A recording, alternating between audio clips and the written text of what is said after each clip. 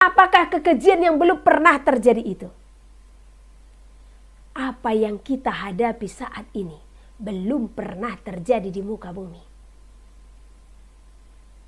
Sampar ini sudah pernah terjadi, bahkan sering berulang-ulang, ya. Tetapi Tuhan singkapkan di mana penguasa-penguasa mereka ditipu daya oleh iblis untuk menyelamatkan bumi ini, yang sesungguhnya bumi ini ada untuk sementara. Apapun yang dilakukan dunia untuk menyelamatkan bumi, kalau sudah waktu Tuhan, maka bumi akan selesai. Bumi akan game over. Tetapi banyak yang mengusahakan bumi ini untuk diselamatkan. Cara-cara yang dilakukan untuk menyelamatkan bumi inilah, disinilah pembinasa itu berdiri. Sebab aku menyertai engkau. Janganlah bimbang, sebab aku ini Allahmu. Aku akan meneguhkan, bahkan akan menolong engkau. Aku akan memegang engkau dengan tangan kananku yang membawa kemenangan. Edukasi rohani. Tuhan berfirman, kerjakanlah keselamatanmu, sebab harinya semakin dekat.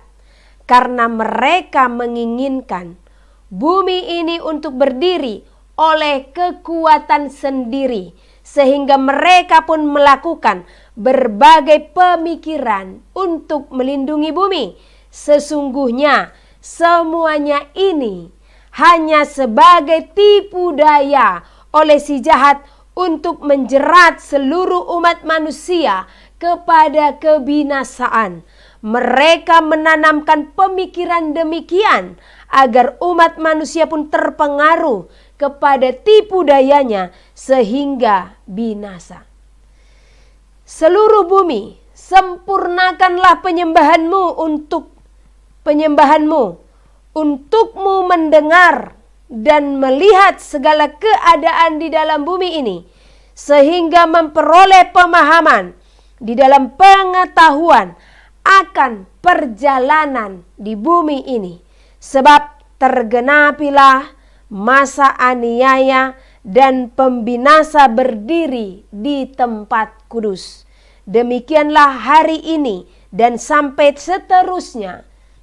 Perbuatanmu seluruhnya haruslah semakin berkenan di hadapanku, firman Tuhan.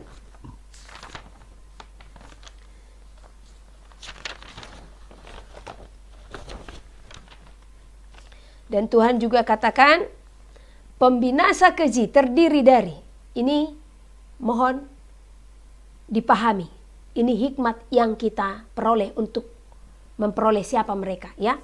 Pembinasa keji terdiri dari peraturan, perwujudan, pemaksaan, dipegang oleh satu kuasa.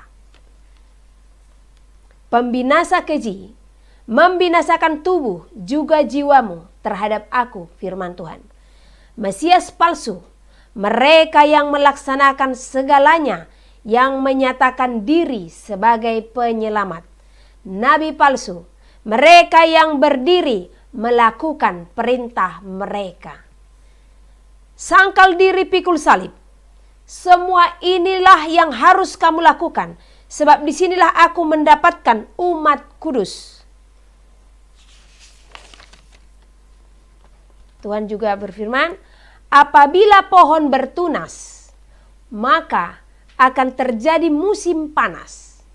Demikianlah di saat pohon menghasilkan buah, maka akan tiba masa penuaian.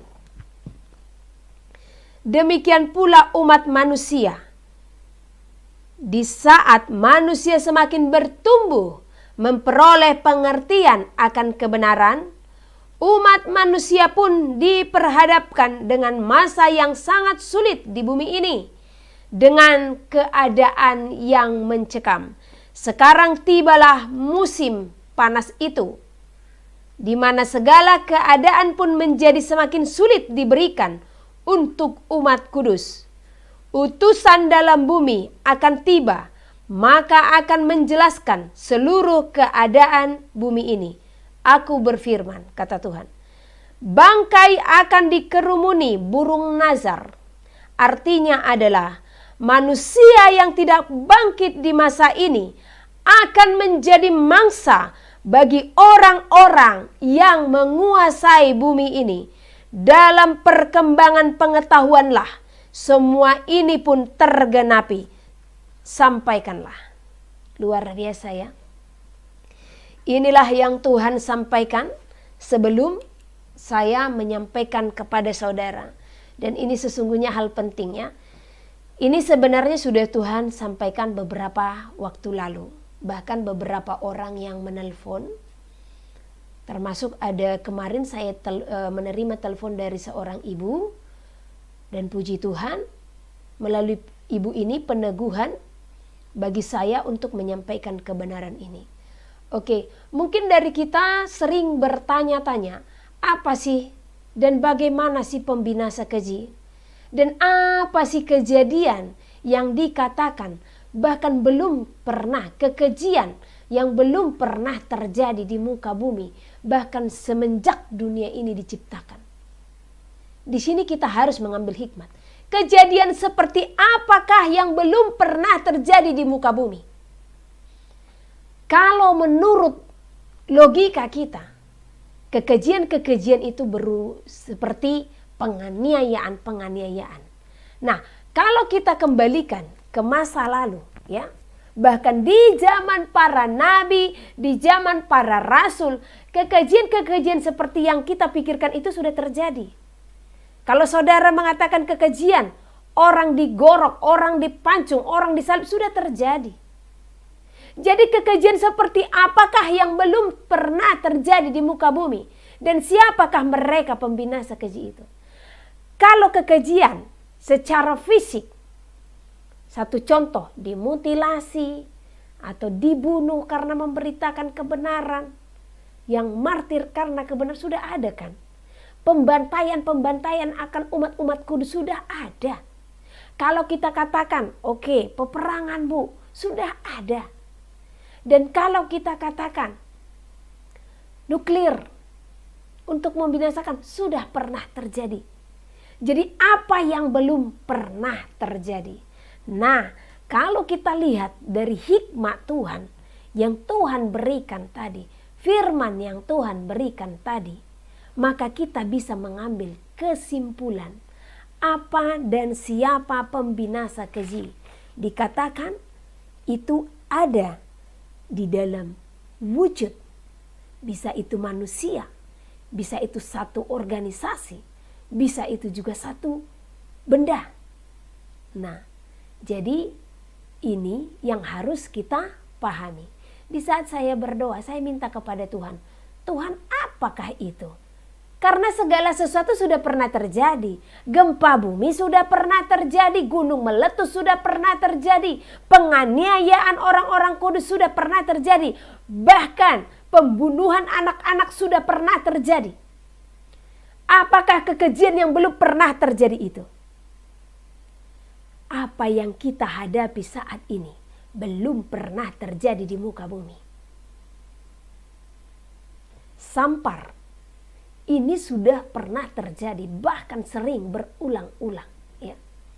Tetapi Tuhan singkapkan, di mana penguasa-penguasa mereka ditipu daya oleh iblis untuk menyelamatkan bumi ini, yang sesungguhnya bumi ini ada untuk sementara. Apapun yang dilakukan dunia untuk menyelamatkan bumi, kalau sudah waktu Tuhan, maka bumi akan selesai. Bumi akan game over. Tetapi banyak yang mengusahakan bumi ini untuk diselamatkan. Dan satu, jumlah manusia sudah sangat besar. Sudah sangat banyak ya. Nah, di sini kita bisa mengambil keputusan. Cara-cara yang dilakukan untuk menyelamatkan bumi inilah. Disinilah pembinasa itu berdiri. Dengan apa yang mereka terapkan. Dengan apa yang mereka lakukan. Yang manusia anggap sebagai juru selamat. Jadi ada di dalam satu wujud. Ini saudara bisa memahami. Pembinasa keji itu yang berdiri di tempat kudus adalah tubuh saudara. Bukan pembinasa kejinya ya. Jadi tempat kudus itu adalah tubuh saudara. Jadi yang ada di dalam tubuh saudara yang bukan berasal daripada Tuhan. Karakter pun termasuk pembinasa keji yang berdiri di tempat kudus. Tetapi terlebih di zaman ini. Sesuatu hal yang saudara anggap sebagai juru selamat itu ada di dalam satu wadah, satu wujud. Dia sebagai pembinasa keji dan dia juga sebagai Mesias palsu yang dianggap manusia sebagai juru selamat. Saya percaya kita semua berhikmat. Karena apa? Saya sampaikan, Tuhan berfirman itu tidak baik bagi bait suci. Jadi apa yang diterapkan dalam diri saudara saat ini, yang harus dilakukan, yang harus diperbuat, di sanalah pembinasa keji itu. Karena apa? Itu tidak baik bagi tubuh kita. Ya. Dan itu ada tujuan tertentu. Karena jumlah manusia sudah semakin banyak. Ya. Bisa dipahami sampai di sana? Jadi saya simpulkan sesuai dengan apa yang Tuhan firmankan, Mesias palsu, pembinasa keji itu ada di dalam sesuatu yang saat ini sedang dipergunjingkan. Kenapa dikatakan Mesias palsu? Kebanyakan orang menganggap itu sebagai juru selamat akan situasi yang sedang terjadi di zaman ini.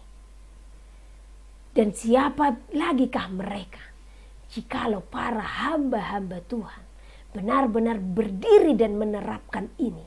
Karena sesungguhnya ini membinasakan tubuh jasmani. Karena sesungguhnya penerapan itu membinasakan tubuh secara jasmani. Perlahan-lahan. Dan ini semua mendunia. Dan inilah yang belum pernah terjadi di muka bumi. Ini belum pernah terjadi secara massal, ya, secara massal, semuanya dinyatakan kekejian tersebut. Kekejian itu kalau kita pikirkan apa sih, seperti apakah kekejian itu, ya kan? Membinasakan, ya kan? Nah, karena pembinasa keji itu membinasakan. Jadi kekejian itu sesuatu yang besar yang dilakukan terhadap kita secara jasmani untuk membinasakan kita. Dan ini sedang terjadi secara massal. Itulah pembinasa keji dan Mesias palsu yang berdiri di tempat kudus, di tubuh saudara, bahkan di rumah Tuhan. Jadi siapa nabi-nabi palsu ini? Mereka yang menerapkan itu. Yang menyatakan semuanya itu baik adanya, semuanya itu bagus adanya. Jadi banyak sekarang hamba-hamba Tuhan yang terlibat di dalamnya, yang menjadi nabi-nabi palsu di akhir zaman. Puji nama Tuhan. Tuhan menyingkapkan ini kepada kita supaya kita berjaga-jaga. Maka firman Tuhan berkata, jikalau engkau telah melihat ini berdiri, karena kelak ini akan menjadi tekanan. Ini akan menjadi sesuatu yang sangat besar yang akan menekan orang-orang kudus.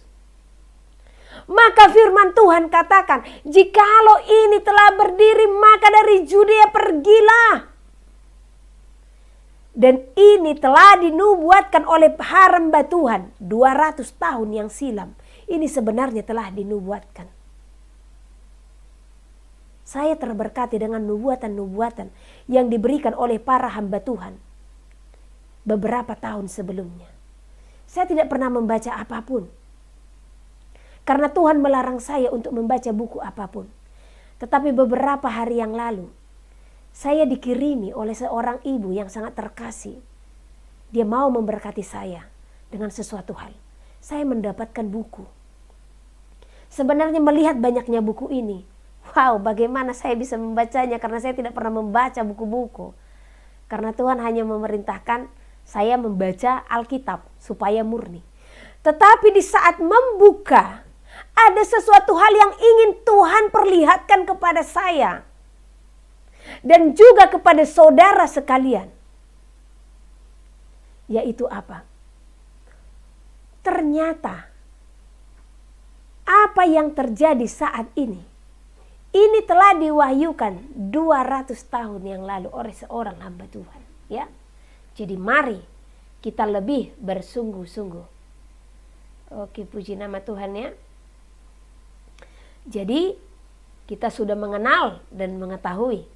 Maka oleh karena itu firman Tuhan beberapa waktu yang silam mengatakan kalau yang di perkotaan maka pergilah ke pedesaan. Ini sedang terjadi. Jadi bayar harga pikul salib. Karena Tuhan tadi katakan, mereka yang bayar harga, mereka yang pikul salib, merekalah yang Tuhan lihat menjadi mempelai-mempelai setia. Haleluya. Jadi walaupun singkat yang saya sampaikan, namun saya percaya kita semua memiliki wahyu yang sangat besar, ya. Jadi kita telah mengerti dan memahami. Karena penyingkapan-penyingkapan itu akan Tuhan bukakan satu persatu. Karena pewahyuan sekecil apapun itu maknanya sangat besar. Karena penyingkapan ilahi satu pun yang kita dapatkan, kita haruslah bersyukur. Karena ini sangat besar manfaatnya bagi kita, terlebih di akhir zaman menghadapi segala sesuatu yang akan terjadi saat ini, ya. Saudara dan saya sudah mengerti siapa mereka. Oleh karena itu ikuti firman Tuhan. Ikuti apa kata Tuhan supaya kita tidak ada penyesalan akan hari yang akan datang, ya. Namun terlebih saya ingatkan bagi kita semua, apa yang terlebih penting daripada ini semua? Ini zamannya. Gereja-gereja akan banyak yang runtuh, akan banyak yang gugur. Ini zamannya iblis datang kepada anak-anak Tuhan dan mempengaruhi mereka. Makanya dikatakan tadi sekiranya mungkin akan menyesatkan orang-orang pilihan benar dan sedang terjadi. Kalau saudara berkata, Bu, gembala kami berkata demikian. Saya pernah menjelaskan kepada siapakah Tuhan berfirman. Kepada hati yang benar-benar sepenuhnya hidup di dalam Tuhan, yang tidak hanya menyampaikan kebenaran firman, namun terlebih mereka yang menjadi pelaku firman Tuhan. Jadi saya minta bagi kita semua dari hari ini, selidiki hatimu, ya. Ini masih ada kesempatan yang Tuhan berikan. Tetapi berikutnya, saudara akan mengalami tekanan-tekanan yang sangat besar. Oleh karena itu bebaskan hidupmu. Tuhan memberikan kesempatan bagimu untuk melangkah. Jangan konyol. Itulah yang Tuhan mau dari kita saat ini. Karena Tuhan tahu kapasitas kita. Tuhan tahu kekuatan kita. Tuhan tahu seberapa besar kemampuan kita menghadapi apa yang akan datang. Makanya Dia telah berfirman. Bahkan di dalam Matius juga. Jangan saudara katakan hanya melalui saya, ya. Di dalam Matius telah dikatakan.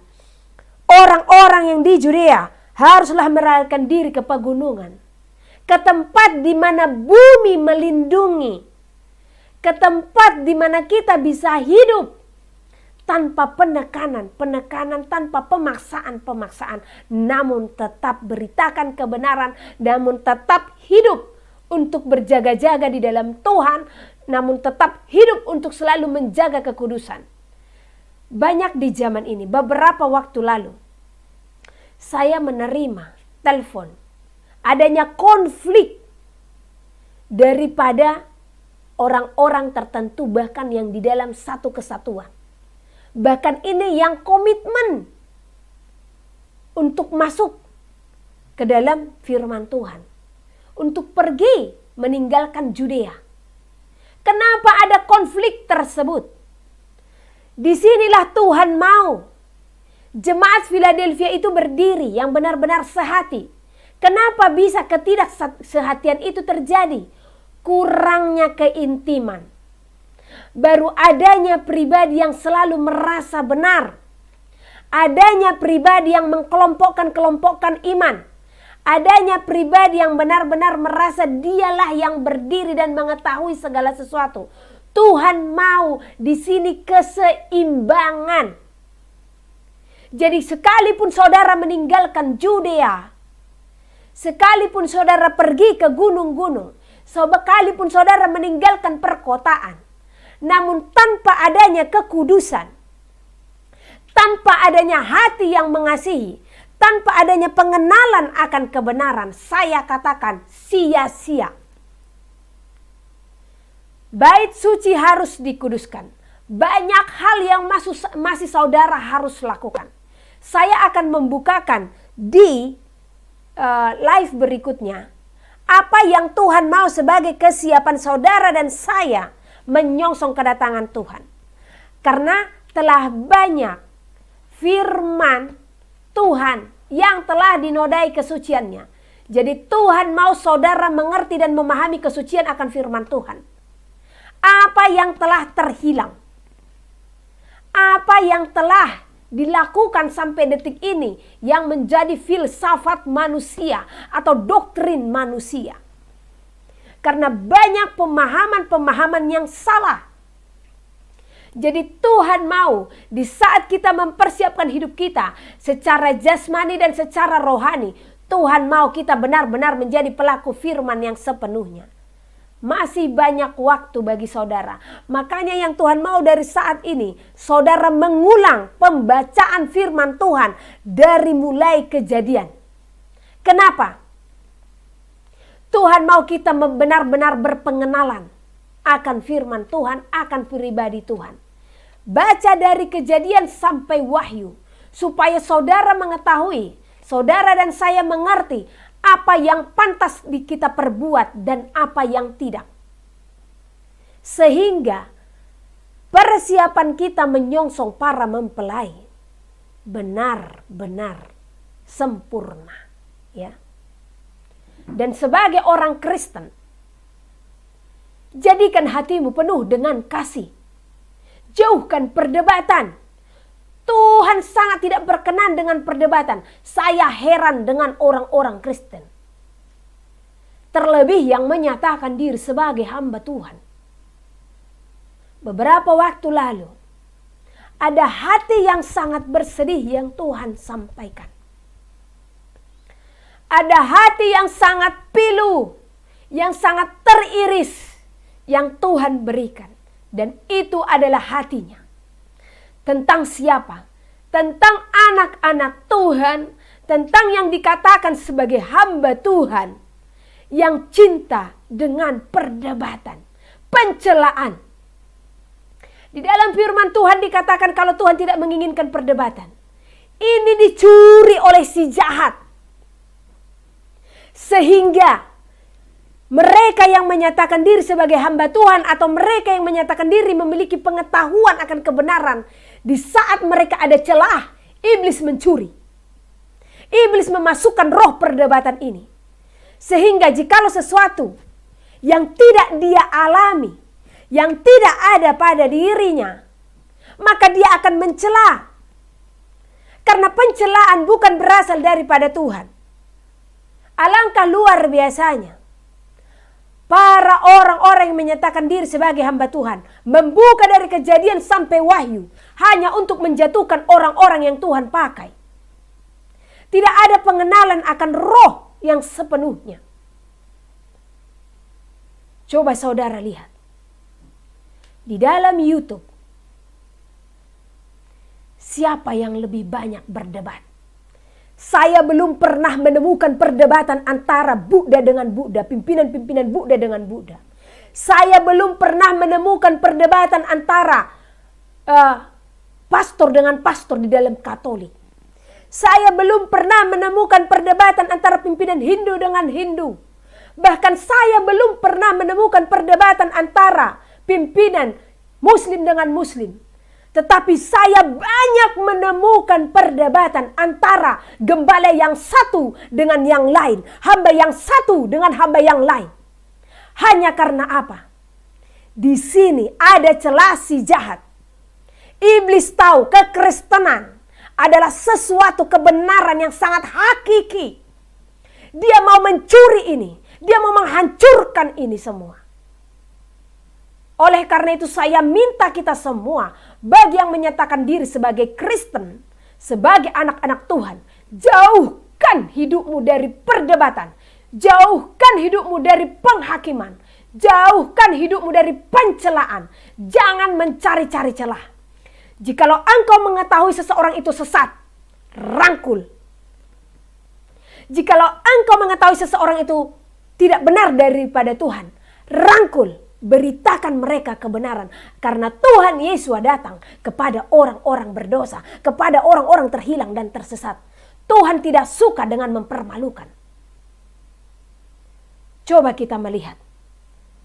Nanti seorang pendeta atau gembala yang gelar ST, STH, MTH, doktor, insinyur segala macam.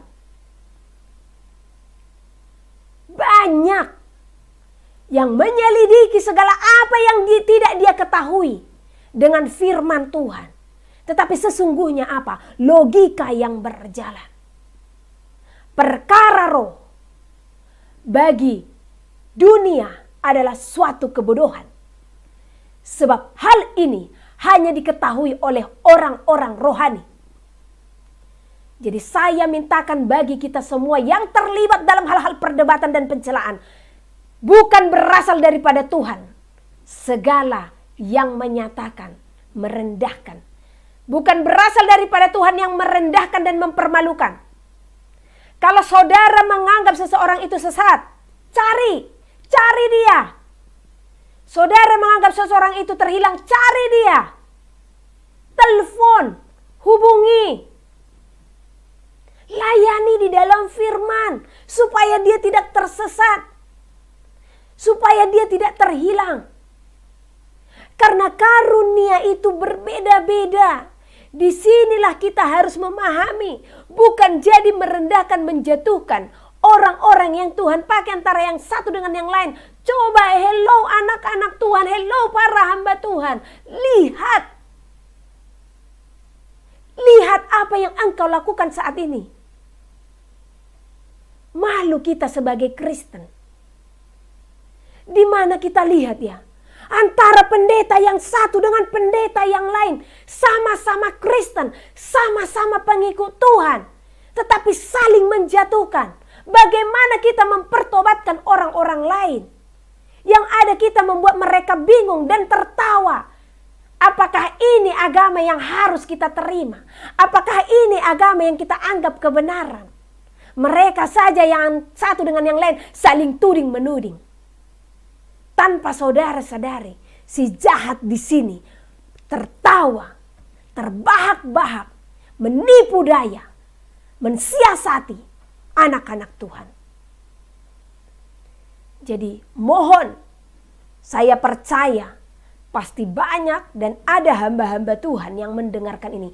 Jangan libatkan dirimu di dalam perdebatan. Kalau saudara tidak menerima segala apa yang didapatkan oleh orang lain, berdoa. Dan begitu juga dengan orang lain tersebut, berdoa. Dan saya juga mintakan bagi para hamba Tuhan yang Tuhan berikan kepercayaan, tolong jangan mencuri kemuliaan Tuhan. Jangan sampai nanti Tuhan berfirman di saat kita mengatakan, Tuhan, bukankah kami telah bernubuat demi namamu, membuat mukjizat demi namamu, mengusir setan demi namamu juga. Tapi di saat itu Tuhan menjawab, aku tidak mengenal engkau, enyahlah daripada aku sebab engkaulah pembuat kejahatan. Karena apa? Ada kepercayaan yang Tuhan berikan. Ada kepercayaan yang diberikan Tuhan bagi kita untuk kita kerjakan. Tetapi kita mencuri kemuliaan Tuhan. Jangan sampai ada pemberhalaan. Kalau ada karunia kesembuhan, lakukan itu sesuai dengan tuntunan roh. Jangan ajak orang untuk memberhalakan. Satu contoh ya.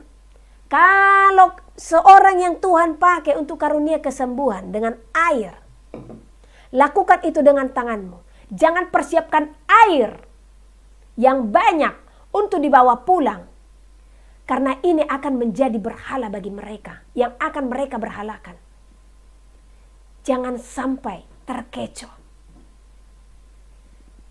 Bagi karunia-karunia kesembuhan dan bagi orang-orang yang memakai minyak urapan, anggur perjamuan, sebenarnya tidak ada yang salah. Tetapi Tuhan mau jangan berhalakan. Pernah suatu waktu, ini kejadian masih baru ya. Ada seseorang yang hendak kita doakan. Tuhan mendoakan orang pelepasan penuh kasih selalu. Di saat itu, seorang yang kami doakan, memang ada sesuatu yang harus dilepaskan.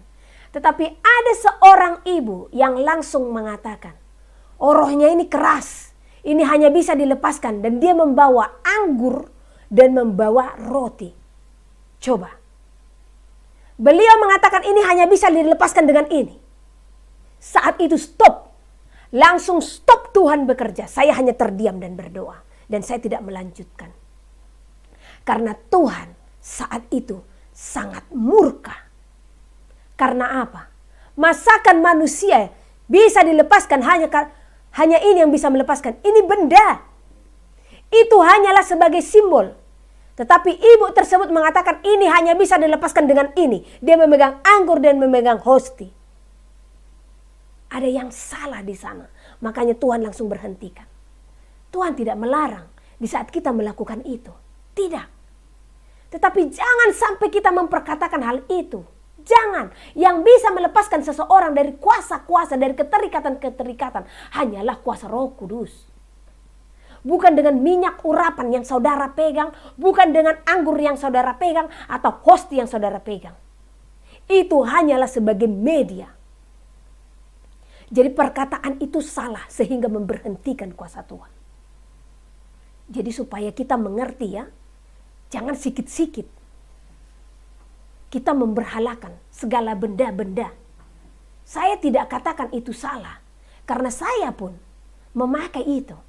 Ya, sesuai dengan tuntunan Tuhan. Kalau Tuhan perintahkan saya untuk memakai minyak urapan mendoakan orang sakit, saya pakai. Kalau Tuhan tidak perintahkan, saya tidak pakai. Makanya kita harus peka untuk dengar-dengaran suara Tuhan. Kalau Tuhan mengatakan saya harus memberi anggur perjamuan, saya berikan. Jadi jangan kita memakai dengan logika, jangan memberhalakan segala sesuatu. Bahkan persepuluhan pun banyak yang diberhalakan. Mohon maaf jadi panjang dan mengupas semuanya. Ini sesuai dengan apa yang Roh Kudus mau untuk pembentukan bait suci yang kudus ya. Persepuluhan pun jangan saudara jadikan berhala. Oh kalau aku memberhilkan persepuluhan ini bu, hidupku diberkati, terasa loh bu, hidupku diberkati. Belalang-belalang pelahap jauh bu. Saya tidak katakan dan tidak melarang saudara untuk membayar persepuluhan. Karena firman Tuhan katakan yang satu harus dilakukan, yang lain jangan diabaikan. Tetapi lakukanlah itu hanya sebagai ketaatan akan firman Tuhan. Karena janji itu berkat nyata yang Tuhan berikan. Ya, supaya itu tidak jadi berhala. Semata-mata hanya untuk kita diberkati, tidak. Lakukan itu semata-mata hanya sebagai ketaatan akan firman Tuhan. Ya. Nah, begitu juga di saat saudara memakai anggur perjamuan dan minyak urapan. Dan minyak urapan itu pun harus benar-benar didoakan oleh orang-orang yang Tuhan urapi. Ya. Harus benar-benar. Harus benar-benar pengurapan kuat di dalamnya. Ya. Saya adalah jemaat biasa. Saya sama dengan saudara. Saya bukan sekolah teologi atau MTH segala apapun, tidak. Saya bukan pendeta. Saya seorang yang Tuhan pakai berdoa bagi saudara. Dan Tuhan juga memakai saudara berdoa bagi saya. Kita sama di hadapan Tuhan. Jadi jangan ada alasan bagi kita, Bu, saya kan bukan sekolah. Saya kan ini, bagaimana saya menyampaikan firman Tuhan di akhir zaman. Tuhan tidak melihat sekolah teologi atau MTH atau dokter untuk menyampaikan kebenaran. yang Tuhan mau bahkan hati saudara dan saya untuk menyampaikan kebenaran tersebut. Saya ingat dulu ada seorang yang menyatakan diri sebagai seorang gembala ya. Saya tidak usah sebutkan. Waktu kita sharing firman, dia tanyakan kepada saya, apa sekolah saya? Saya katakan tidak ada. Namun dia mengatakan, kamu tidak pantas berbicara dengan saya. Karena saya seorang sarjana. Luar biasa. Ya. Tuhan saja yang memiliki gelar tertinggi di dalam dunia sebagai imamat agung. Siapapun bisa berbicara kepadanya. Tuhan tidak katakan, kamu dokter dulu baru bicara dengan saya. Oleh karena inilah yang terjadi di dalam pribadi para orang-orang yang menyatakan diri sebagai hamba Tuhan di zaman ini. Makanya banyak yang tertutup, banyak yang tidak dibukakan. Makanya kepada siapa akhirnya Tuhan membukakan hikmat dan pewahyuan? Kepada orang-orang kecil, orang-orang yang dianggap hina, kepada orang-orang yang dianggap bodoh. Kepada mereka Tuhan berfirman. Tuhan berfirman kepada saudara dan saya sebagai orang kecil. Maka bersukacitalah. Karena jemaat Philadelphia, jemaat yang terangkat, jemaat yang benar-benar berkenan di hadapan Tuhan, adalah jemaat kecil yang kekuatan mereka tidak seberapa. Tetapi mereka melakukan firman Tuhan. Maka mereka dikasihi oleh Tuhan. Jadilah itu kepada saudara dan saya. Haleluya. Jadi tolong dari hari ini jangan undur. Jangan undur lagi di dalam persekutuan. Tadi dikatakan waktu Tuhan memberikan pesan. Siapakah mereka yang dikatakan bangkai itu? Ya. Dan siapakah yang dikatakan sebagai burung nasar itu? Dikatakan bangkai akan dikerumuni burung nasar, artinya adalah manusia yang tidak bangkit di masa ini akan menjadi mangsa bagi orang-orang yang menguasai bumi ini. Jadi kalau saudara tidak memiliki iman yang teguh, maka saudara akan menjadi mangsa bagi si pembinasa keji. Karena saudara tidak bisa membedakan mana yang berasal daripada Tuhan, mana yang tidak. Mana yang berasal daripada Elohim dan mana yang tidak. Ya. Puji nama Tuhan ya. Jadi oleh karena itu jangan matikan imanmu. Jangan matikan rohmu supaya tidak menjadi mangsa si pembinasa keji yang akan berdiri di bait suci, ya. Haleluya. Puji nama Tuhan. Saya dulu pernah ada niat untuk sekolah teologi. Ya. Jadi di saat saya tidak sekolah bukan berarti memberhalakan diri, ya, tidak. Saya tidak memaksa saudara untuk percaya dengan saya, tidak. Saya hanya membawa saudara untuk percaya akan firman Tuhan. Saya hanya menyampaikan apa yang Tuhan sampaikan. Di saat saudara percaya atau tidak percaya, itu hanya keputusan di dalam diri saudara, ya. Sebab waktu Tuhan mengutus, Tuhan katakan, anakku sampaikanlah kebenaran itu. Sampaikanlah firmanku. Baik mereka mendengar atau tidak, sampaikanlah firmanku. Katakanlah demikian. Tuhan berfirman, ya. Jadi di saat saya mengajak saudara atau menyampaikan penyingkapan-penyingkapan, bukan memberhalakan diri. Mohon maaf ya, tidak memberhalakan diri sendiri. Karena memberhalakan itu menyatakan sesuatu hal itu yang benar-benar gimana ya? Jauh daripada Tuhan. Ya. Bukan. Saya mengajak saudara mengenal pribadi Kristus. Karena kepada hati ini ditaruhkan hati dan kerinduannya. Ya.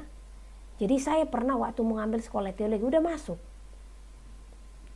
Tetapi keinginan saya, karena apa?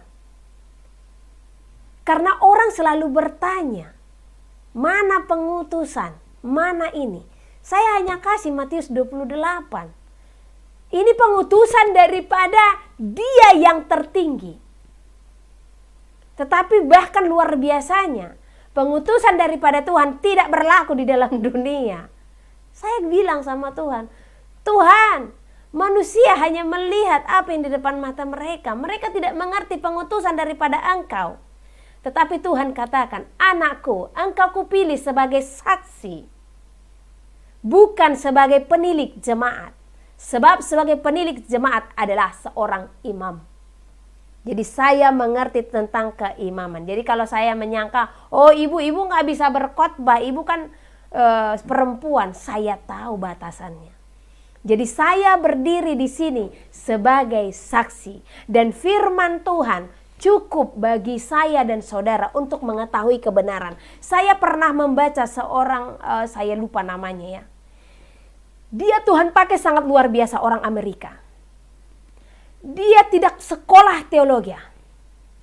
Dan dia tidak membaca buku apapun.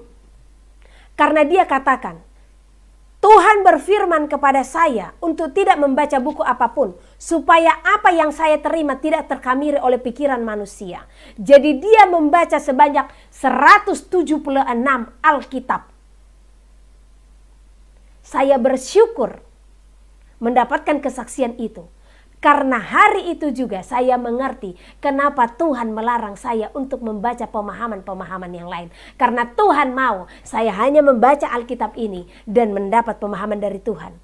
Nah, dan sampai detik ini sudah ada memang berapa Alkitab yang saya baca ya. Karena saya baca habis, saya beli lagi. Saya baca habis, saya beli lagi. Dan luar biasanya bisa nanti satu ayat memiliki pengertian. Beribu-ribu pengertian. Bisa saya baca berulang-ulang satu ayat itu, tetapi hikmatnya beribu-ribu. Jadi oleh karena itu, saya mintakan bagi kita semua, karena menjadi saksi itu bukan berarti harus seorang yang teologi. Kapan manusia akan menjadi saksi kalau semua sekolah teologi? Ya, Tuhan hanya mau kita bersaksi, ya, bukan mempertontonkan, bukan mempertunjukkan ilmu-ilmu yang kita miliki. Apa yang Tuhan kasih di dalam dirimu, lakukan. Dan jangan memikirkan sesuatu yang lebih dari apa yang Tuhan berikan sebagai kapasitas di dalam diri kita. Ya. Nah, kalau Tuhan berikan karunia nasihat kepadamu, lakukanlah itu. Kalau Tuhan berikan karunia untuk mengajar, lakukanlah itu. Jadi jangan didouble. Jangan mengambil apa yang bukan menjadi bagian. Ya. Nah, jadi firman Tuhan cukup untuk mengajar kita karena masa semakin singkat ya. Walaupun saya tidak sekolah teologi, banyak dosen-dosen pembimbing di dalam teologi ya. Puji nama Tuhan, mereka selalu mengajarkan saya akan segala sesuatu. Haleluya. Nah, itulah yang bisa saya sampaikan hari ini dan saya kembali tekankan bagi kita semua, jaga kekudusan. Pembinasa keji telah berdiri di bait suci. Dan ini tinggal oknumnya saja ya. Tinggal orangnya yang kita lihat. Wow, siapa dia dan bagaimana dia. Dan apa patung yang dikatakan itu ya. Jadi ini masanya kita menanti-nantikan kedua saksi untuk berdiri meneguhkan kepada kita akan kebenaran ya. Nah, jadi berjalanlah sesuai dengan kebenaran firman Tuhan, bukan apa kata ini, apa kata itu, tetapi apa kata firman Tuhan. Kalau kita mendengar khotbah-khotbah dari manapun, minta pembentengan. Saya pernah sampaikan. Karena kita tidak tahu impartasi yang akan mereka 1 sampaikan. Petrus pasal 4. Jadi, karena Kristus telah menderita penderitaan badani, kamu pun harus juga mempersenjatai dirimu dengan pikiran yang demikian. Karena barang siapa telah menderita penderitaan badani, ia telah berhenti berbuat dosa, supaya waktu yang sisa jangan kamu pergunakan menurut keinginan manusia, tetapi menurut kehendak Allah. Sebab telah cukup banyak waktu kamu pergunakan untuk melakukan kehendak orang-orang yang tidak mengenal Allah. Kamu telah hidup dalam rupa-rupa hawa nafsu, keinginan, kemabukan, pesta pora, perjamuan, minum, dan penyembahan berhala yang terlarang. Sebab itu mereka heran bahwa kamu tidak turut mencemplungkan diri bersama-sama mereka di dalam kubangan ketidaksenonohan yang sama, dan mereka memfitnah kamu. Tetapi mereka harus memberi pertanggungan jawab kepada Dia yang telah siap sedia menghakimi orang yang hidup dan yang mati. Itulah sebabnya maka Injil telah diberitakan juga kepada orang-orang mati, supaya mereka sama seperti semua manusia dihakimi secara badani, tetapi oleh Roh dapat hidup menurut kehendak Allah. Hidup orang Kristen. Kesudahan segala sesuatu sudah dekat. Karena itu kuasailah dirimu dan jadilah tenang, supaya kamu dapat berdoa. Tetapi yang terutama, kasihilah sungguh-sungguh seorang akan yang lain, sebab kasih menutupi banyak sekali dosa. Berilah tumpangan seorang akan yang lain dengan tidak bersungut-sungut. Layanilah seorang akan yang lain sesuai dengan karunia yang telah diperoleh tiap-tiap orang sebagai pengurus yang baik dari kasih karunia Allah. Jika ada orang yang berbicara, baiklah ia berbicara sebagai orang yang menyampaikan firman Allah. Jika ada orang yang melayani, baiklah ia melakukannya dengan kekuatan yang dianugerahkan Allah, supaya Allah dimuliakan dalam segala sesuatu karena Yesus Kristus. Ialah yang empunya kemuliaan dan kuasa sampai selama-lamanya. Amin. Menderita sebagai Kristen. Saudara-saudara yang kekasih, janganlah kamu heran akan nyala api siksaan yang datang kepadamu sebagai ujian, seolah-olah ada sesuatu yang luar biasa terjadi atas kamu. Sebaliknya, bersukacitalah sesuai dengan bagian yang kamu dapat dalam penderitaan Kristus, supaya kamu juga boleh bergembira dan bersukacita pada waktu Ia menyatakan kemuliaannya. Berbahagialah kamu jika kamu dinista karena nama Kristus, sebab roh kemuliaan, yaitu roh Allah, ada padamu. Janganlah ada di antara kamu yang harus menderita sebagai pembunuh atau pencuri atau penjahat atau pengacau. Tetapi jika ia menderita sebagai orang Kristen, maka janganlah ia malu, melainkan hendaklah ia memuliakan Allah dalam nama Kristus itu. Karena sekarang telah tiba saatnya penghakiman dimulai, dan pada rumah Allah sendiri yang harus pertama-tama dihakimi. Dan jika penghakiman itu dimulai pada kita, bagaimanakah kesudahannya dengan mereka yang tidak percaya pada Injil Allah? Dan jika orang benar hampir-hampir tidak diselamatkan, apakah yang akan terjadi dengan orang fasik dan orang berdosa? Karena itu, baiklah juga mereka yang harus menderita karena kehendak Allah, menyerahkan jiwanya dengan selalu berbuat baik kepada Pencipta yang setia. 1 Petrus pasal 5. Gembalakanlah kawanan domba Allah. Aku menasihatkan para penatua di antara kamu, aku sebagai teman penatua dan saksi penderitaan Kristus, yang juga akan mendapat bagian dalam kemuliaan yang akan dinyatakan kelak.